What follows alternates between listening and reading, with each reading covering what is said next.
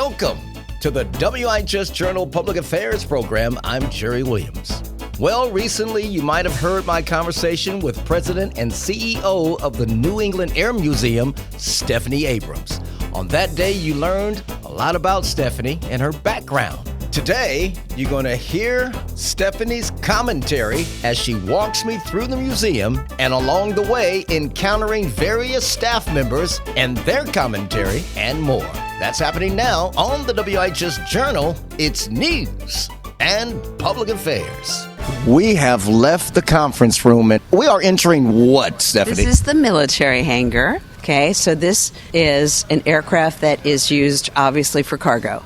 And one of our board members actually flew it. It's a Tarhe, and it's enormous. Sikorsky has a new one. It's called the CH-53K, and it is absolutely amazing. This is a woman who makes absolute magic happen. This is Michelle Salamone, and she is our director of marketing/events. She turns this place into, it looks like a movie set. How many people have you had here? What's your biggest group so far? About 600, a little over, yeah. Piece of cake. Yeah. So, and she has a huge group coming today. Sorry I grabbed you, but you do make magic happen. Okay. Nice to meet you. Likewise, thank you.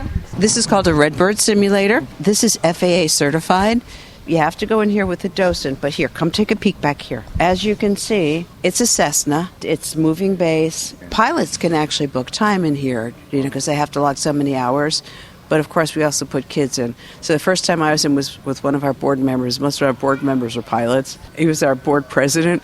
I think the maniacal laughter from me when we were crashing gave him a little pause. But maniacal. Okay, yeah, maniacal laughter, yeah. But I've been landing. This is a P-47 Thunderbolt, which, again, just the stories. Let me take you up there. Okay, so this is a P-47 Thunderbolt. Okay. Uh-oh, troublemaker. One of our volunteers, remember I mentioned that some of our volunteers are troublemakers? Yes. Yes. So this is Rich. He's one of our volunteers. Rich, the volunteer, is coming down some stairs. What plane are we looking at right here? Rich, if you could just tell us a little bit about the plane and if you could take Jerry inside.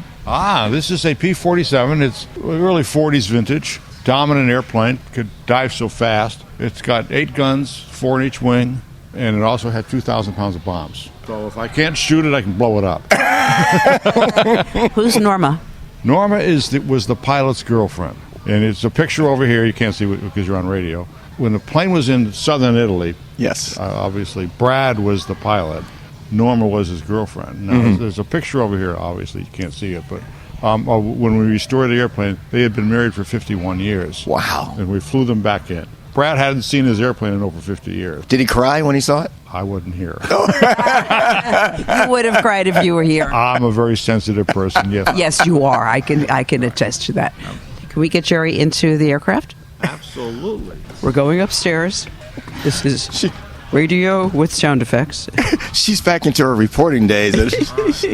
Left foot in this hole. Left foot in that hole. Folks, I'm literally putting my left foot in the hole and stepping into the...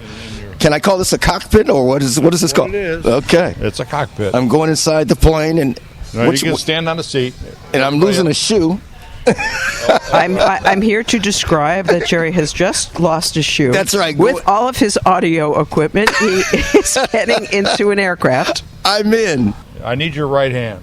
I thought you were going to tell me put it over my heart, and put your right hand over your heart. Move that stick sideways. All right, sideways. Look outside. Okay. Those are called aerolans. You're moving the aerolans. I'm moving the flappers. I call them flappers. Flappers. Well, actually, these close ones, those are flaps. Okay. Not flapper, but flaps. Yeah. No, those on the end of the wing are called aerolans. They make the wings tilt.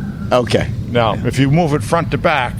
Front to back. It's an elevator in the back. That makes the airplane go up and down. Okay. If you look back that way. All right. Oh, yes. And you see the 2 pedals? Yep. And there's a rudder in the back to say you steer it. Okay. Imagine being in this, being shot at. Yes. Or shooting to protect yourself. And having to concentrate and not lose your train of thought and focus on what to do and how to... Exactly. And get confused. You're a little busy flying. Yes. And you're also being shot at. Right. ultimate multitasking. Yes. Because you're flying. Yes. You're looking around for the bad guys. You're Right. trying to navigate, which is very hard. Yes. You fly over to Germany to shoot something up. Oh, I need to turn around and go back to England. Oh, how do I do that? Yeah. We're getting lost. Wow. So these guys were they're all 20 years old. Yeah. They're kids. Yeah. Not long out of high school, playing baseball down the street from their house. And now they're playing, shooting up bad guys. That's right. Oh my This plane goodness. was very, very good at what it did because it had, like I said, it had 4 guns in each wing, 2,000 pounds of bombs, and it could dive at 500 miles an hour. My stomach. There's a little bag over here on the side for your stomach. Hey, thanks, Rich. I appreciate it. All right. Okay, so we need to get you out of here. All right, moving right along. Okay, so we're going to continue on in the military hangar. So you just experienced what it was like to sit in a beautifully restored historic aircraft that Yes. also had a love story Yes. involved. I lost a shoe going inside, too, Yes, folks. you did. All right, so this is our F-18 flight simulator. Wow, look at this. So we have summer camp, and these kids are lucky campers, and they're going to get a chance to fly. Oh, okay, we are on. And You I just probably plopped. think I'm going to kill you today. I just plopped down in another thing. So now I just saw Jerry get into this is our flight simulator. It's Yes. an F-18, and it is extremely realistic. All right, why don't you tell them what to do? All right, so you see that left box there? That's your airspeed with 420 knots. Yeah. And your altitude, 7,500. Okay. You can see you're moving the joystick there. Yeah, you just got to be nice and easy on the controls. Okay, yeah. Yeah. You can pull this back, keep your airspeed down, pull Is he pull an the stick afterburner? back. He was just an afterburner. So now he's close to doing Mach, and now he's coming out of that. Okay, you know it's fun. If you What? put it all the way to the right, you'll roll. There you go. I love doing that. Okay, now you're right over the ocean. You can turn right, come back to the land if you want. Do you see your joystick at the bottom of the screen Oh, yeah. and your feet? Oh, yeah, that's right. I'm so caught up on looking at the wild blue yonder there. That just, Okay, there's also different visions. yeah. Oh, wow, look at that. That's you. Oh, man. I look like Top Gun on that one. That's you. Oh, my goodness. Thank you very much. No problem. Thank you. All right. Okay, so That as you was can cool. see, these are our military aircraft, and this is our command exhibit.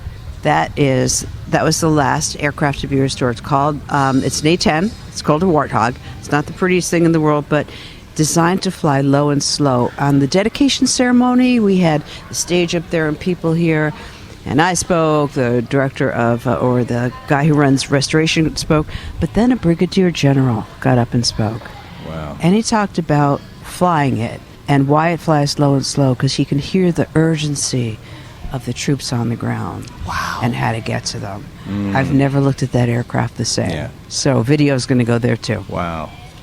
So the command exhibit has augmented reality.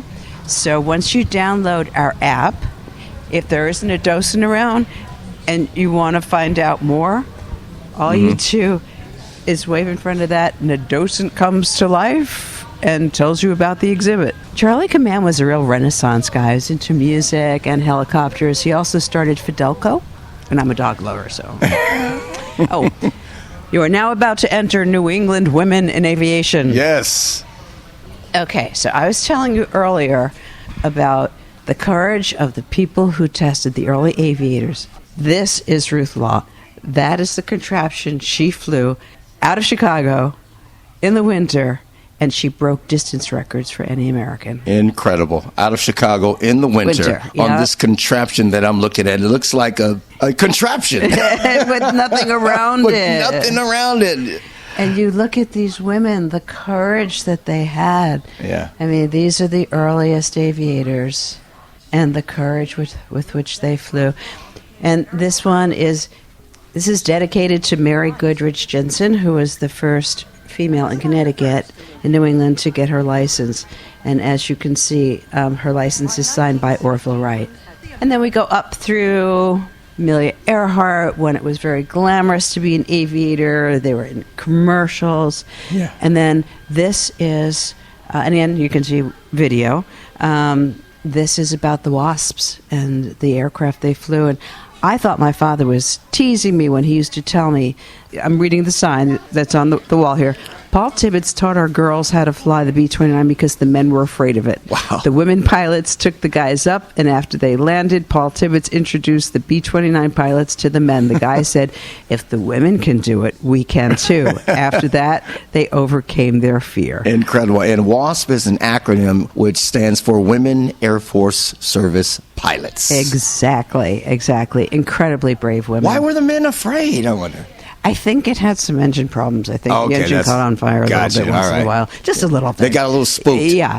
And then the next alcove is on the women when leadership was available to women. So they became officers in the military and also pilots of commercial aircraft. I mean, look at this outfit. Wow, look at Just that. imagine wearing that in a jet fighter Yeah, made for women. that looks cool. That looks cool.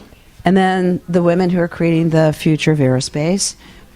This is Dr. Dava Newman. She's at MIT. She created this. It's called the BioSuit. This is another augmented reality experience so that with using our app, she comes hopping around. First, it takes a picture of your face because I wanted kids to see themselves in the suit. Yeah. So it takes a picture and then she walks around wherever you point your phone and tells you about the BioSuit. Right. The kids get to see themselves in it. Wow. Also, the women creating the future of space. That's Stephanie Wilson on the wall here, and she is on the Mars program now. Another one of our kiosks that tells you more. Yeah.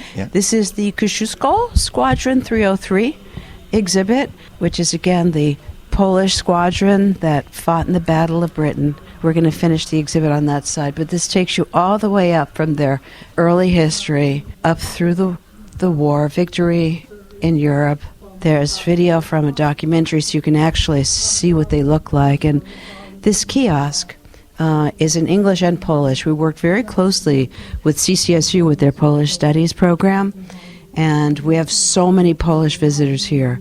So you can choose if you want English or Polish. And this gives you much more information of the war, of the way that they fought, the odds against them. Right. And you get to see the actual airmen as well. This is also, from my television background, this is called extrusion, so you can actually make it look like photographs come to life. These were the odds. Wow. That was the RAF, that was the Luftwaffe. Again, just the courage of courage. the people. And that is the Merlin engine. Look at that. Whoa, sorry. We just crossed chords here. This is our civilian hangar. Look at this. This is the Lockheed 10A Electra, just a couple tail numbers off of Amelia Earhart's, the aircraft that she was flying when she disappeared. We have another simulator here, very immersive.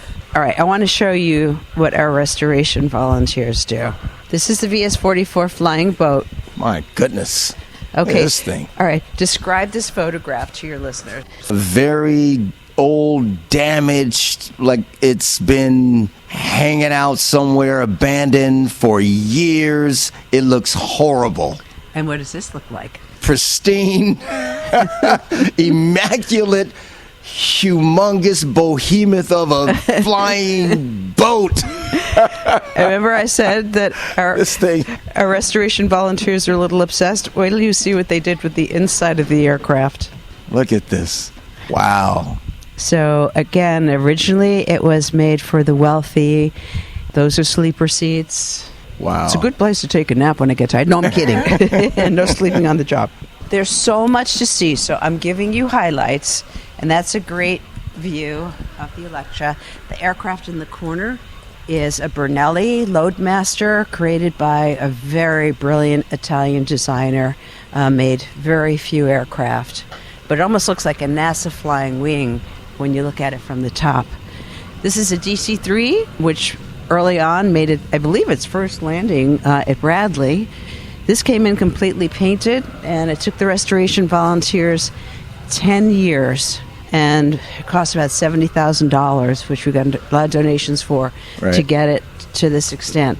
And it is inside, every seat, the carpeting, the carpets, you feel it's exactly as it was when it flew. This is what I was talking about. This is a Goodyear control car, 1942, Pratt & Whitney engines. If you come along here, you can see it does have a weapon, but that wasn't its primary use. It was really to spot the enemy and to let the guys in the aircraft know. We're looking at a model which shows the control car and a blimp over it, and the detail with which our volunteers created the bottom. It's amazing. And you can hear about more amazing things at this same time next Saturday for part 2. If you would like more information about what you heard today, call WIHS 860-346-1049, 860-346-1049. The opinions expressed are those of the participants, not necessarily of those of the staff or management of the station. I'm Jerry Williams for the WIHS Journal. It's news and public affairs.